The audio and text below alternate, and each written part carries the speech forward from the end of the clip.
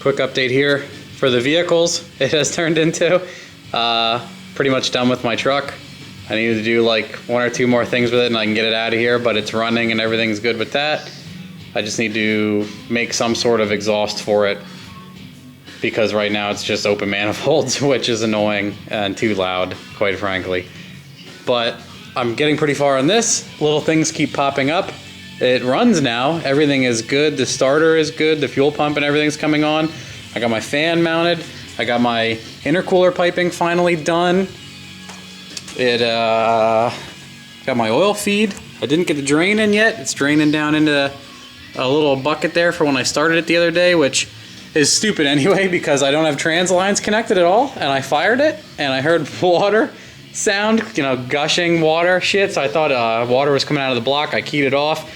I looked under. There was nothing under it except for a giant puddle of tranny fluid, which I have somewhat cleaned up now. Other than that, I got the intercooler pipes all connected to the intercooler. Zings around underneath, comes up into the throttle body nice. I got, as always, this is an 88 Mustang GT upper hose. Always seems to work good because it has so much of a bend in it. You can make it fit like any radiator. You hear me just say that? Any radiator, it'll fit almost just because it flexes in so many nice areas. It'll reach anything and not kink. The lower one is funny because it's different on almost every car depending on your rad and some other things. I did get my wires out to turn on the fan. This is from the stock computer. This is the low speed. What sucks is my fan, the low speed, sucks. Like it spins, but it barely spins, so it's probably gonna stop working. So I only wired the high speed for now. So the blue and green turn on the fans, and I actually just connected, this comes out of the dash. I figured out, it was really dumb of me. I pulled the automatic and the auto has like a park neutral safety wire, which I never reconnected underneath the dash, which I found the other day. So I just have this connected right to the starter. So I didn't have to do anything funny there. Everything else is going pretty good. Now that my intercooler pipes are connected, I gotta make a top support. The intercooler just bangs around in there. The top isn't connected. This guy's done. I'll probably cut out a little bit of the shroud here so I can put this guy, and I'll probably blow a self-tapper through here. This rad isn't as wide as I normally use. I cut some spacers I had laying around for some bolts because the Corvette bracket here, this is all truck accessories. The Corvette bracket's much tighter. It's closer up against the motor. So to get the Corvette bracket to line up with the truck accessories here, you need to bring this out like at 1.47 inches is exact, which you cut it, you mark about 1.5 inches and cut it, and by the time you cut it, you know, it cuts it down to 1.47. It doesn't need to be that exact, honestly. That's kind of ridiculous. Other than that, that's good. I think I need about a 70-inch belt. I'm gonna try that next. What's nice is the ECU and everything comes on with the key. There's my fuel pump. All that stuff's good.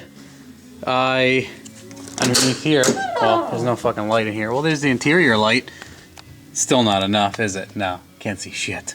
Anyway, right here, you can kind of see my hand. Yeah, this guy right here is the park neutral safety wire connected together. And then the other 2 wires are for the reverse lights. So when I touch those, the reverse lights actually come on. So I can hook that up into my shifter actually and pass tech. Because I do plan to do drag week with this eventually. So I will need that. There's my horn. I can hook that guy back up. Here, I'm gonna make like a 180 and a 90 or whatever down pipe out of here. Because I've seen that on some fairly high setups. My one friend is making over 700 horsepower to the tire. And he has like a fucking 180. It comes out and it goes all the way around and back down. So I'll do something about that. Hopefully I get a lower rad hose done. Everything else is going pretty good. I just got to get those tranny lines hooked up to a cooler, or loop them at least, to start it and drive it around. The drive shaft, I can't remember if I said whether or not, oh sweet, a light. Whoa, there's the Buzz Monster. But there's the drive shaft. I actually measured it incorrectly, which I think I said. I was a total moron and measured it incorrectly. There's the 4 wires that went down into the tranny that I got out. And I measured the drive shaft fucking wrong, which I haven't done that ever before. It kind of pissed me off. Here's all my piping and shit. I dropped the drive shaft back off at Associated here in Allentown, and I said, I'm sorry, you know, your guy didn't do anything wrong. I measured this like an idiot. Can you please cut 1/2 inch to 3/4 of an inch out of this? So I just said 3/4 because I didn't want it to be cut a third time. And they cut it for me this morning. I dropped it off last night. They cut it this morning and called me like 40 minutes after they opened and said it was ready. And I threw it in no problem. So that's nice. Lesson learned on that. And drive shaft is in. Everything else is pretty much ready to go. Just wanted to do a quick update with that. The alternator bracket's in. The turbo's in. Everything's good. The car runs. The motor is good. Every little thousand thing that I might have missed or neglected so far is coming up, like every vacuum hose, hooking up the water lines, the bypass for the top, oil drain, like anything I hadn't done needs to get done now, including like the intercooler piping, which I had a little bit of a funny fitment issues, but got it. Everything's done now. And then for this guy, I'm not sure where I want to put the inlet air temp sensor. I might try a Typhoon one and screw it in like here somewhere. The actual screw-in ones, just for fun. They're the same price as the other ones because I don't want to put it too far down into there. The metal is not going to glue to the plastic very nice, so there's not a very good solution for that, but an $11 screw-in one should go almost anywhere and work nice.